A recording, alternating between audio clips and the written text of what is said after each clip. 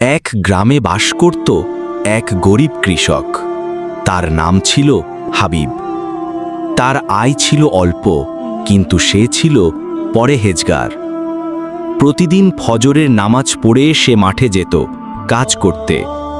একদিন তার ফসলের জমিতে আগুন লেগে যায়, সবকিছু পুড়ে ছাই হয়ে যায়।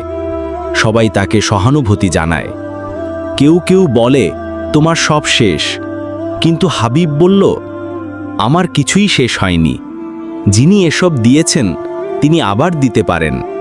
আমি আল্লাহর উপর ভরসা করি। কিছুদিন পর এক ব্যবসায়ী হাবিবের খালি জমি দেখে আগ্রহ দেখায়।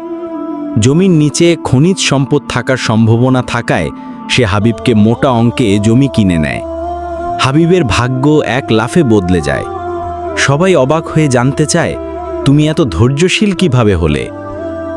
হাবিব হাসি দিয়ে উত্তর দেয়, আল্লাহ যাকে চাইলে পরীক্ষা নেন, আবার চাইলে পুরস্কৃতও করেন।